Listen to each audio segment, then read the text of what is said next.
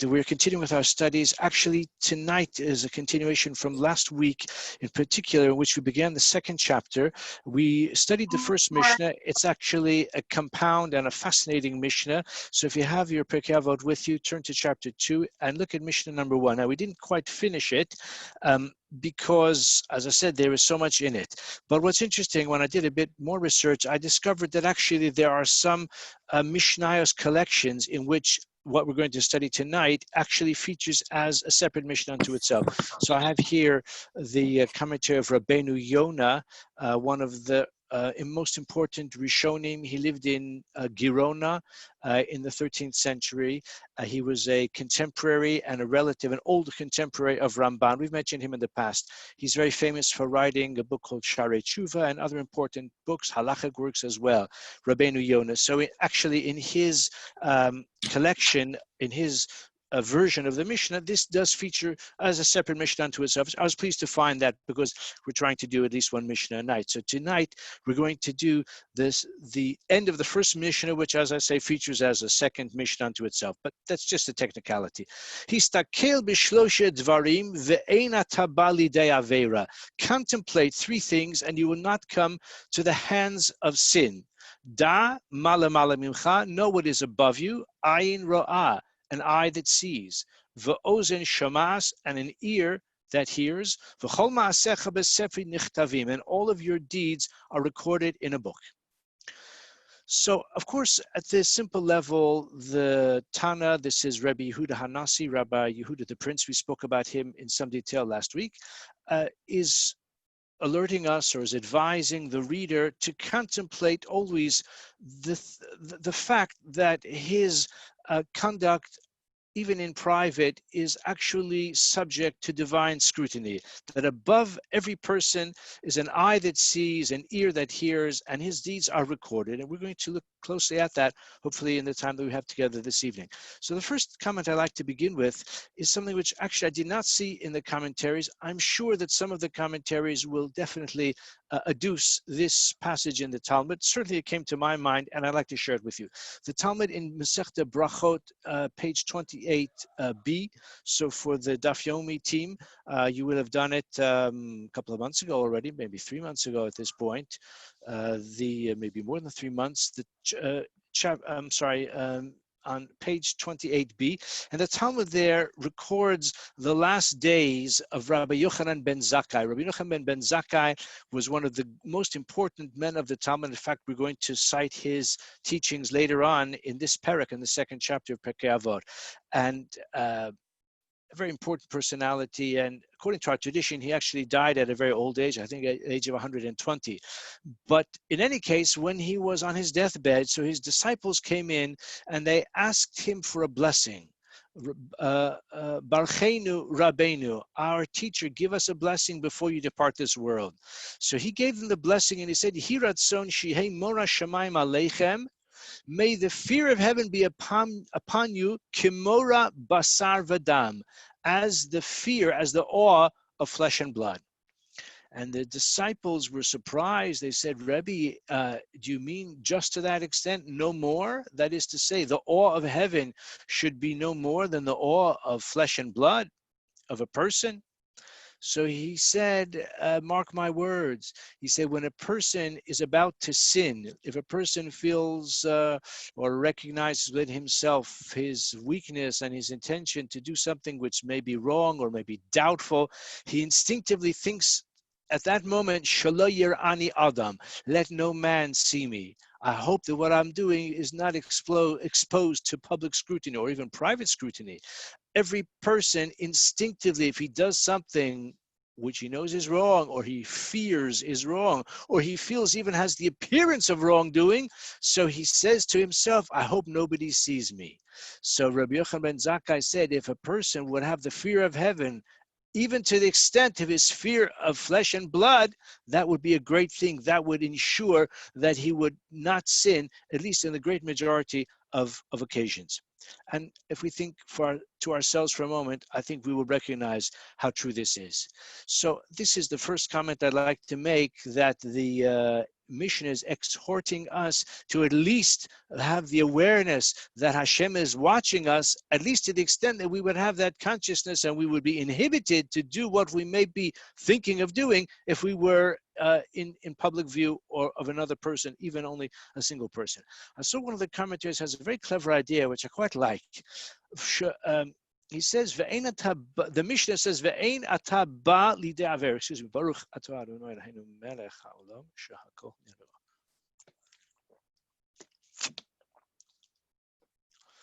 Ve'ein ata ba lidei aver, literally to the hands of sin. So I saw that Irving Bunim, in his brilliant commentary, Ethics from Sinai, he may well have seen this in another source, I'm not certain. He says, lidei aver, to the hands of sin. It can be understood like to the handle of sin. What does that mean? Imagine a boiling cauldron which is on the fire and it's much too hot to touch. No person could put his hands around that cauldron and lift it up that way. He can only lift it because it has a handle or two handles. The handle enables a person to lift or to touch or to manipulate something which is too hot to handle on its own. You know, there are many sins which are too hot to handle. There are many transgressions which a person desists from doing because it's too hot. And that is to say, the transgression, the severity of it, the gravity of it, is so obvious that he would never do such a thing. He would never handle, he would never enter into that sinful, degenerate, maybe criminal territory. So what does the Yetzer Hara do? The Yetzer is nothing if not crafty. The Yetzer Hara creates a handle, a preliminary transgression which enables a person to pick up and to manipulate and to essentially access that severe transgression which is too hot to handle. Ethical lapses or instances of Lashon Hara, where the Yetzer Hara entices a person with the idea, well, maybe there's a value to what I'm saying. Maybe people need to know, or maybe I'm going to involve myself in a conversation that I know will lead to gossip. But at the moment, we're just talking about business practice, or only talking about a business colleague or an associate. No one has said anything untoward, but a person knows in his heart that it's likely to lead to more severe transgressions. And actually, a person should not involve himself in such a conversation at first. But it has a handle. It has like a pathway, something preliminary, a Ponzi scheme. Illicit viewing becomes a handle or a conduit for pernicious and destructive habits. That's what it says. You won't even be manipulating or grasping the handle of the transgression, which I think is a keen insight on how true it is. The Medrash Shmuel, we've mentioned it many times, a classic commentary, maybe the most popular classic commentary on Pirkei Avos, because it anthologizes a large number of earlier commentaries, many of which are only available in manuscript, and in some cases are not available at all, other than the citation from this Medrash Shmuel. Rabbi Shmuel Uzido lived in Tzfat in the 16th century. He was part of the circle of the Ari. So he says a beautiful drash. He says, take a close look at the Mishnah. Da malamala mimcha. He says, consider what is at the top of the human body. If you think about the human body, so you've got your heels, you've got your shins, you've got your knees, you've got your waist, you've got your torso, you've got the chest, the shoulders, the neck, the mouth, the nose. At the very top of the body, you have your eyes. The eyes, da malamal mimcha. Your eyes are at the top of your body. Your ears are approximately parallel with your eyes at the top of the body. Nature has designed a person in that way. The Almighty has created the human form in that way, so that a person's eyes and ears are positioned in the most effective location, so he can see the furthest, he can hear the clearest. So Hashem has designed you with these gifts for the capacity of sight and hearing, for the purpose of studying the Torah, viewing the Torah, reading the Torah, hearing the words of Torah. So eyes and ears are there in a very advantaged position for a positive function. So he says if a person contemplates that, he won't abuse them, he won't defile them, he won't use those faculties in the wrong way. They were designed by Hashem in that way for a valid purpose. But then he says something which is novel. And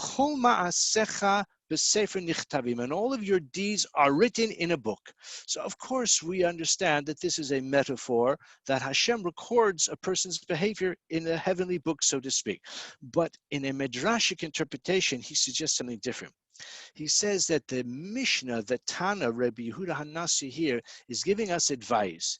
He says, you know what you should do? You should write your deeds in a book. Because a person might think, you know, I committed an Aveira. Firstly, I'll forget. And if I forget, others will forget. And if others forget, even Hashem will forget. A person may imagine along those lines. Or maybe he thinks, you know, maybe I did something wrong. Maybe I wasted my time. Maybe I was drawn into a YouTube wandering session and I looked up and an hour had passed, which is a transgression, because a bitul zman, wasting time, is also wrong. Or maybe more severe transgressions which a person is not even aware of, or he forgets about them. And then he thinks, you know what? Elul is on its way, Rosh Hashanah, Day of Judgment, Yom Kippur, I better do tshuva. But how many of those transgressions has he already forgotten?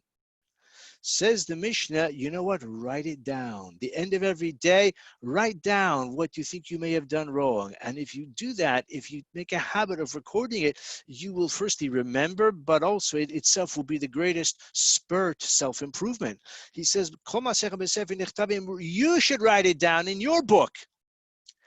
And actually, this anticipates the writings of a man who you may or not have heard of. His name was Menachem Mendel Leffin, and he was known as the Galician Maskil. He was a contemporary of Moses Mendelssohn. In fact, he met Mendelssohn in Berlin in the 1780s. He was very impressed with Mendelssohn, and when he came back to Galicia, he lived in Ukraine, so he began to introduce some of those Enlightenment ideas. He himself, you know, we could probably find areas of his program that I certainly would not agree with. Maybe you might also not agree. But it's interesting that he wrote a very excellent book called Cheshbon HaNefesh, the accounting of the soul, Sefer Cheshbon HaNefesh. The essence of this Sefer HaNefesh is this idea to write down and to record every day your performance, a performance review that you assign to yourself. Interestingly, he didn't come up with it on his own. He found it in a book called Poor Richard's Almanac, which I hope you've heard of. My fellow Americans have definitely heard of it, because Poor Richard's Almanac was published year by year for a long time by Benjamin Franklin, the patriot of the American Revolution. So Benjamin Franklin designed this system, and he describes that in his own autobiography, how he would apply this day by day. The system being, he would draw up a list of certain qualities, certain traits that he sought to instill in himself, he sought to uphold in his own life, and he would grade himself to mark day by day how he performed, if he brought them to bear, or if perhaps he fell short in some regards. So Mendel Leffin, without attributing it, based his book Cheshbon HaNefesh on the writings of Benjamin Franklin. What's fascinating is that in the next generation, Rabbi Yisrael Salanter, the father of the Musar movement, popularized that Sefer Cheshbon HaNefesh, and he encouraged it to be reprinted, and his Talmidim, he and his Talmidim greatly popularized it. It's still available. It's available even in English, published by Feldheim. It's called Cheshbon HaNefesh, Accounting of the Soul, or something like that, by Mendel Leffin. So that is based really, as I said, on Benjamin Franklin. Whether Rabbi Yisrael Salanter knew exactly its origins and source, I'm not sure, but it doesn't matter, because it's a very worthwhile, very valuable, very effective effective method. And according to Medrash Shmuel, that is hinted to in our Mishnah.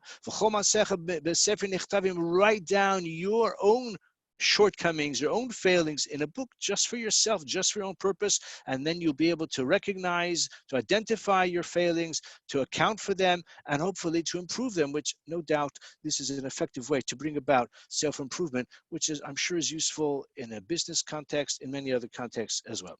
So this is Derech Drash. Rabbeinu Yonah himself, and I said I've got his sefer here, so Rabbeinu Yonah says something which is probably quite close to the pshat. That is to say, it's not a midrashic interpretation. It probably really is I would think, the simple intent, primary intent maybe, of the author of our Mishnah. He says that the eye, the ear, and the sefer, the book, reflect the totality of human behavior. When a person acts, so very often the action is subsequent to a discussion, to a plan, especially if he's acting in concert with others, and certainly to the thought. In any case, a person thinks, a person speaks, and a person acts. And all of these aspects of human experience can and should be refined and moderated. There are laws of the Torah which are dependent on thought, such as belief in a foreign God, such as denial of the existence of God. Envy is in thought. To covet is in the mind. To hate is in the heart. It says, Lo sisnas achicha bilvavecha. There are many mitzvot of the Torah which are dependent on the heart, on the mind. There are positive ones as well. Love your neighbor as yourself. Of course, it's not limited to thinking. You just can't think. It's not sufficient to think favorable thoughts. But I'm just illustrating that many mitzvot of the Torah actually have to do with the mind. So he says that there's the thought, there's the speech. Of course, a person can speak words of Torah, a person can speak words of prayer, a person can say a bracha, a person can provide words of comfort to someone who's in distress, or lo aleinu, someone who is bereaved. A person can, through teaching, can provide another person with training, with instruction. A person can praise the deeds of the righteous. So many mitzvot are done with speech. And of course, it's very well known, many transgressions of the tongue as well, of speech. And of course, then there's the action, the deeds. So he says like this, the eye refers to the thoughts. How so? Human eye cannot perceive thoughts unless someone is a mind reader, which most of us are not. But the divine eye can perceive thoughts as well. And this is stated quite clearly in an important verse in the book of Shmuel, in which Hashem said to Shmuel Hanavi, Samuel the prophet, he said, Ki ha'adam yireh le'einayim, that a person can only see that which his eyes behold. Hashem yira lelevav, but God can see into the heart. In other words, the heavenly eye, so to speak, can perceive a person's thoughts as well. Ozen shomas, an ear that hears. So again, it can be understood at the simple level that Hashem hears the conversation, what a person says. How can, if God is so high above, like it says in the Mishnah, what's so high above? So can God hear from the heavens? So of course he can, but I would say that modern technology gives us a much more immediate appreciation for that concept. And obviously, we have telecommunications now, which we can do very easily. This Zoom shiur might have viewers from across the globe just as easily as across the street. But I'd like to take you back about 50 years, a bit more even, to when Neil Armstrong walked on the moon. And actually, I remember, I was quite young at the time, but I remember that immortal transmission from space, from outer space, from the moon, literally, when he said those famous words, a small step for man, a giant leap for mankind. And I remember it. I was watching television in West Lafayette, Indiana. I was a young boy, and we heard him from the moon. Literally, quite remarkable. I mean, it was remarkable at the time, and it's still actually, if you consider it, is remarkable with 1960s technology. By the way, I'm only mentioning that because we can understand the metaphor of Ozen Shamas, that God, so to speak, in heaven can hear what happens on earth. And v'chol ma'asecha, your deeds are recorded in the book, what a person does. So these are the three aspects: the thought, which is very subtle, no one else will know about it; speech, which is limited, strictly speaking, to whoever you're speaking to; and your deeds, which again could be done in private, and yet all of that is revealed before Hashem. If a person contemplates this, he won't come to sin. Tversky, Dr. Tversky, in his commentary on Pirkei Avot, also refers to the technology, the modern technology, although he wrote his book more than 20 years ago, but even so at that time, the technology has moved a lot further. But he makes an observation which we can still certainly relate to. He says simply that this idea of B'Sefer Nechtavim, recorded in a book. So in antiquity, recording in a book is a way of saying it won't be forgotten. That in the heavenly tribunal, after 120 years, maybe before that, because a person is judged every year on Rosh Hashanah, so he'll be called to account and nothing will be forgotten. All of his deeds are recorded. But for us, with the experience of video technology, we can relate to it much more immediately. He says that when a person is called to the heavenly court after 120 years, so he is given an opportunity, perhaps unwelcome opportunity from his point of view, to view a video. And they say to him, you're the star. It's called This Is Your Life. And his whole life unwinds before him. And probably some of the footage on that video, he may not be that delighted to consider. He may have long since forgotten. So this is the idea that the Mishnah says written in a book, but let's think of it in terms of a video recording. And we once spoke about something similar along these lines on Yomim Norim at Kesher a year or two ago. In this connection, I often think of the story of the Chafetz Chaim, who was once in a wagon. He had hired a wagon driver to take him to another town.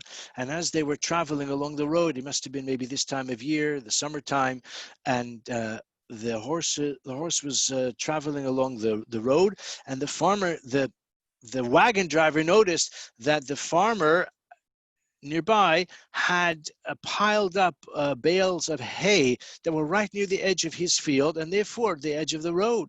So he slowed down the horse and he gave the horse an opportunity to gnash on the hay, because whatever the horse eats from the farm that he's passing by, the wagon driver won't have to pay for that much hay to feed his horse. Of course, this is nothing but theft. So the Chafetz Chaim realized what was happening and he called out, they're looking, they're looking. So the wagon driver immediately cracked the whip and he raced down the road for a minute or two to escape whoever was going to apprehend him. He turned around and he looked, he saw there was nobody there. So he said to his passengers, what do you mean they're looking? Who's looking? Nobody sees. So the Chafetz Chaim said, hey, in Shamayim they're looking. In heaven they're watching. You think I mean the Polish farmer? I mean in heaven they're watching. So this is the idea that ayin ro'ah min hashamayim, from heaven. One can also think of this, though, in psychological terms. I studied psychology years ago, and although the contemporary thinking in psychology has moved on somewhat from my day, but there still is an important strain that recognizes the wisdom and the insight of the most famous psychiatrist, the father of modern psychiatry, Sigmund Freud. And as I said, we've moved on from him to a great extent, but nevertheless, there's a recognition that he was right, it would seem, about the idea of the subconscious. The subconscious is the notion, among other things, that a person's experiences, whether in adulthood or even in childhood, even early childhood, leave an impression on him. and that he or she does not forget. And even if consciously a person may struggle or be unable to bring to mind an incident that happened when he was 10 or 8 or 6 or 4, but sometimes under psychotherapy, those memories can be like recovered. Now, again, it's a bit controversial. Maybe the patient only imagines that those things happen, but the point is that an event that happened, it's as if it's written in a book. The book is myself, my own consciousness or subconsciousness. It has an effect on me, whether for good or for better. It's not only for the negative, but of course, if a person does something or experiences something, or lo aleinu, suffers some misfortune, whether inadvertently or through the hands of a malevolent actor, it can have an effect. And in some cases, a person can be scarred long term because of those events. So again, this mission is not interested in childhood experiences per se, but it's a metaphor for the idea that what a person does leaves an impression on him, whether for good or for better. If a person accustoms himself to experiences which are positive, which are holy, which are worthy, then it can, over time, actually contribute to his character in a positive way. It's not only in the negative, but this is the idea of a. Don't think that they're forgotten. Don't think that they are without any effect. There is an effect. Another interpretation of this is quite novel, and I'd like to share it as well. Again, the Mishnah tells us, contemplate 3 things and you will not come to the hands of sin. So one of those 3, the last of the 3, is all of your deeds are written in a book. So according to this novel interpretation, the idea of B'Sefer Nechtavim means they are written in the Shulchan Aruch. Not just what you have done, but also what you should do. All of your deeds, that is to say, the right type of behavior is presented for you in the Shulchan Aruch or in the writings of Maimonides, the Rambam, or other sources. Doesn't mean every exact action, but certainly to a great extent, behavior which is praiseworthy, behavior which is upright, which is ethical, behavior which reflects a person who acts responsibly and in a God-fearing manner. The guidelines are available to us in the books of the Torah and the writings of the sages, of the Shulchan Aruch. So v'chol ma'asecha b'sefer nechtavim, you have access to consulting the written guidelines, the principles of how to lead our lives. So it's not only what I have done, but also what I should be doing is written in the book. And that's an advantage for me. That's why if I contemplate that, I won't come to sin if I take advantage, if I access the teachings that are there in the Shulchan Aruch. Like the Talmud says, for example, a person wants to eat food and he has the food in front of him. It's kosher food. It belongs to him. There's no problem of theft or doubtful provenance or propriety, but he has to make a bracha. He needs to say a bracha on the food. So making a bracha is an easy thing to do. It doesn't take long. Even if you make the bracha properly, which I hope you do, I hope I do, it only takes a moment. But what if I don't know the bracha to recite? What if I don't know what bracha to say on blueberries or on strawberries? So it's true that I could just say Borei Pri Ha'adama, and that's a kind of catch-all for a fruit or vegetable. If I'm really stumped, I don't know what bracha to say on alfalfa sprouts or on tofu, I could just say Shahakol Nihya Bivaro, which is the right bracha anyway, by the way. But I could say that bracha Shahakol Nihya Bivaro, I could say that on any food, and I would still fulfill the mitzvah in that way. But that's not the proper way to do it. The proper way to do it is to know what is the correct bracha. Or you could have another situation where I don't know whether I should say a bracha or not. Maybe I had something else to eat a short while ago, and now I'm not sure whether this, which I would also like to eat, requires a new bracha or not. It's not my intention to go into all the laws of brachos in this shiur. I'm just illustrating that there are circumstances where a person should know the halacha, and if he doesn't, then he should look it up I mean, Rabbi Google is very helpful with this nowadays. Can't solve every problem, but can be quite useful. Can also lead you astray sometimes as well.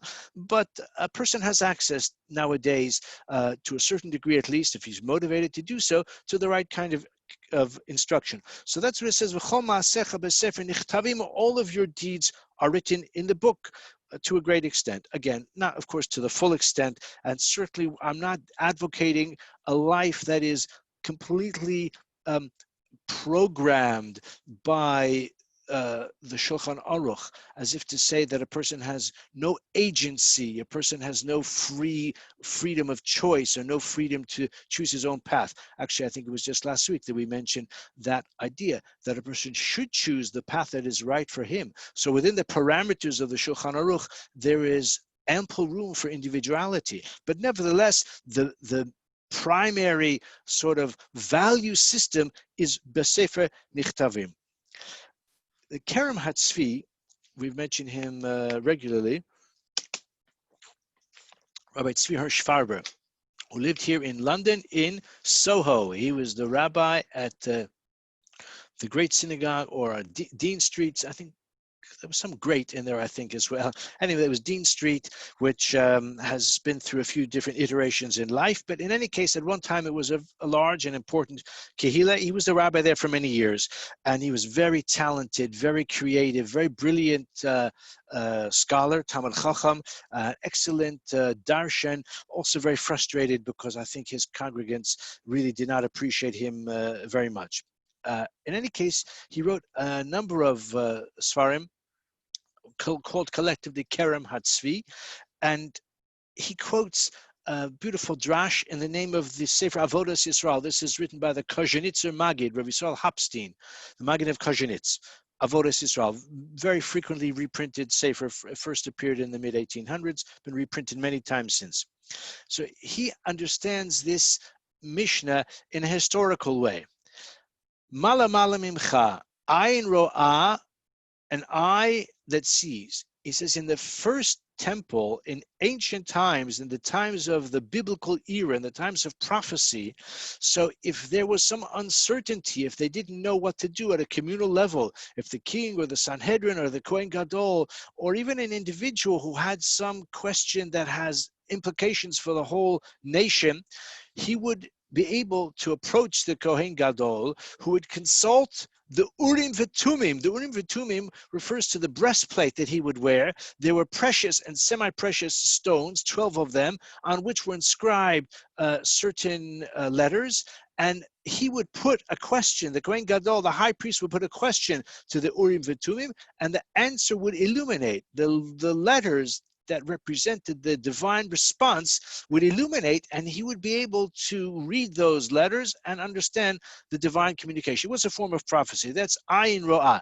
In the second temple in Bayis Sheni, they didn't have that anymore. They had no Urim V'Tumim in the second temple. But they still had what's called a bas kol. A bas kol is like a heavenly echo. It was also a form of divine revelation. The Talmud relates a number of instances of that, including some very famous instances. I think we mentioned it once in this series as well, about the Tanur Shel Achnai, where the rabbis were disputing a certain question, and Rabbi Eliezer maintained his view with great determination, and the rabbis disagreed with him, and time and again he asked for a miraculous demonstration that he was right, and the miracle actually came about in accordance with his prediction, and finally a heavenly voice rang out. That's called a bas kol. The resolution of the story we'll say for another time. So that's called a heavenly voice. That was in Bayis Sheni. That's Ozen Shamas. So the eye would see the Urim V'Tumim in the first temple. The ears would hear the divine revelation in the Bas Kol in the second temple. But now we don't have either of those anymore. But now we have a Chol Ma'asecha B'Sefer Nechtavim. We want to know what to do. We look in the Torah. We have access to the Torah, to the Talmud, to the Mishnah, to the writings of the rabbis, of the sages. Yes, it may well require some study, some elucidation, some application, some difficult judgment, weighing up of different factors. But today we have B'chol Ma'asecha B'Sefer Nechtavim. We have access still and only to the Svarim and to the Torah itself. We have a few more minutes left, and I'd like to end with an interpretation which I find very profound and inspiring in a way, perhaps at the same time a bit intimidating.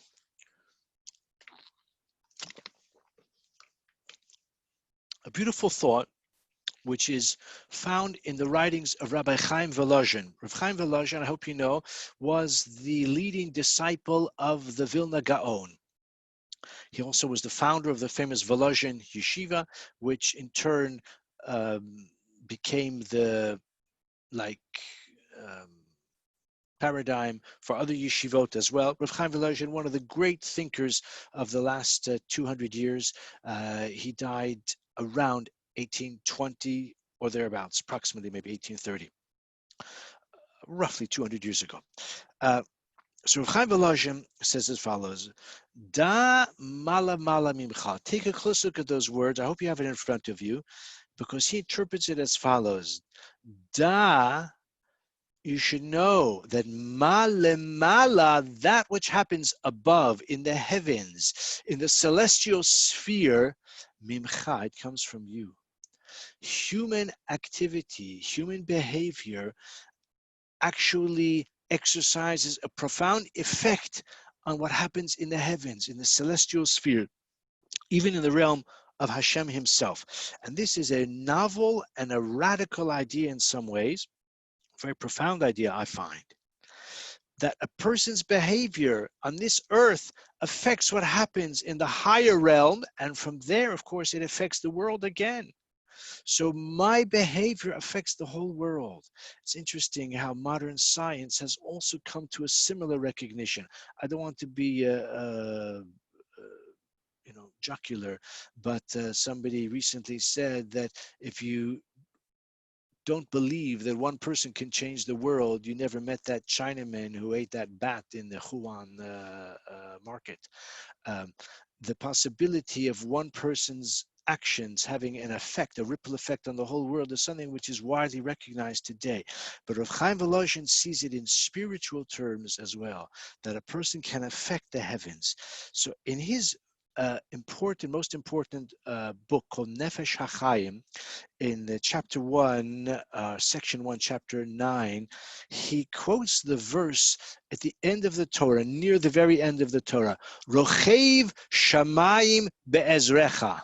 I hope you remember that pasuk, those words, because we read it on Yom Kippur repeatedly when we call people to the Torah again and again, because we like to have an opportunity to call multiple people to the Torah, and we tend to read the certain verses repeatedly. So the last verse that we read before the one who's called for Chasan Torah contains those words, Rochev Shamayim Be'ezrecha Uvegava So Shechakim. Rochev Shamayim Be'ezrecha. So that is normally translated that God rides the heavens to your assistance. Rochev Shamayim Be'ezrecha. But literally, it means Rochev Shamayim Be'ezrecha. Be'ezrecha means with your assistance. That God rides the heavens with the assistance of Klal Yisrael. It's what a person does on earth which determines what happens in heaven. And as I say, this is a very profound idea. Da mala mala mimcha. That which happens in the heavens is from you. It's because of your behavior that determines what happens even in the heavenly spheres. When I learned this many years ago, probably 20 years ago, I picked up my pencil because I like to learn with a pencil in hand. That's why on Shabbos I'm restricted. But at other times, I like to learn with a pencil in my hand. And I made a notation. And the notation that I made is that this passage in Nefesh HaChaim, I have to say, a bit to my surprise, validates an idea which I read a few years before, in an article written in praise or in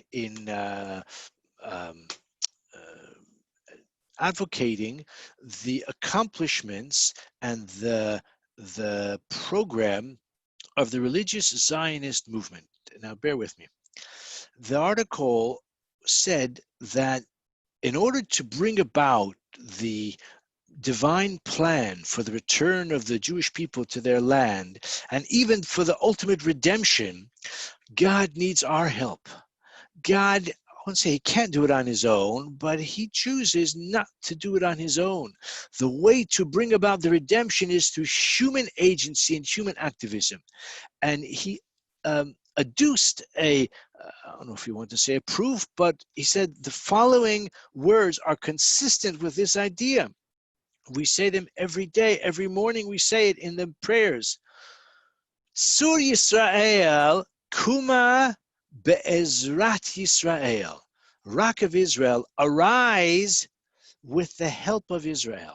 Now, if you look in your Siddur, it will, I think, be translated, arise to assist Israel. Sur Yisrael, take a Siddur if you want. You may have a Siddur in your hand right now. Take the Siddur, look at the last blessing immediately before the Amidah, on Shabbos, or Yom Tov for that matter, or weekday as well. The last bracha is Tzur Yisrael, Kuma be'ezrat Yisrael, Ufidei Umecha Yehuda v'Yisrael. Rise to the help of Israel and redeem, as you had said, Yehuda v'Yisrael. But literally, the words Kuma be'ezrat Yisrael means arise with the help of Israel. That we call on Hashem to, so to speak, finish the task that we have initiated. We have initiated the task of the return to the land of Israel. We have initiated the task of the paving the way for the redemption. So we say, Kuma Bezrat Israel, we have assisted you with our help. You can arise, God, and redeem the Jewish people. At the time that I read it, I thought he was going a bit too far. But as I said, some years later, I saw the same idea really in Nefesh HaChaim of Rav Chaim Volozhin. Rochev Shemaim be'ezrecha. And this is the idea, according to this approach, that the Tana is telling us in this midrashic interpretation, da malamala mimcha, what is above comes from you. And I saw that Irving Bunim has a beautiful metaphor for this. He says, think of a sundial. A sundial is designed in such a way that as the sun moves across the horizon, the sundial casts a shadow. Until quite recently, surprisingly recently, they did not have accurate clocks or accurate watches. Even once clocks were invented, they were very unreliable. They were not highly accurate. And anyway, but before, let's say, whenever it was late medieval times, they had no mechanical clocks at all. And one of the ways they kept track of time was with the sundial. So the person knows that when the sundial moves an inch, an hour has passed. So you think an inch, you could walk an inch in a fraction of a second. You take one stride and you've walked 20, 30 inches or more, depending how long your stride is. But the sundial, 1 inch takes an hour for the inch to, the shadow extending by 1 inch represents an hour. But in actuality, that hour or that inch represents 1,000 miles that the earth is revolving on its axis. And actually, it's just over 1,000 miles if you want to look it up, because the circumference of planet Earth is about 25,500 miles around, which means that in that 1 hour, actually, the Earth has moved more than 1,000 miles in that 1 inch. So what on Earth is 1 inch, actually, in terms of the Earth revolving on its axis, is 1,000 miles and more. But that's nothing, because the Earth is revolving on its axis, but it's also orbiting the sun. And planet Earth has actually moved more than 10,000 miles in that hour. So that 1 inch on your sundial represents 1,000 miles of the Earth moving in its rotating on its axis, but 10,000 miles, actually more than 10,000 miles, hurtling through space in its orbit around the sun. To me, this is a beautiful, compelling metaphor that what to us looks like 1 inch, but in actuality, in heaven, literally, it's thousands and thousands of miles in that 1 inch. In a similar way, our deeds affect the heavens profoundly. And therefore, let us choose them well. And this is the message of our Mishnah. Histakel b'shlosha dvarim. Contemplate three things, and you will not come to the hands of sin, to the handle of sin, as we explained. Know it is above you. An eye that sees, an ear that hears, and all our deeds are written in the book. Whether it's a real book or video book, or it's all just a metaphor, I find it very compelling, very inspiring as well. Thank you for joining us, and I wish everyone a nice evening.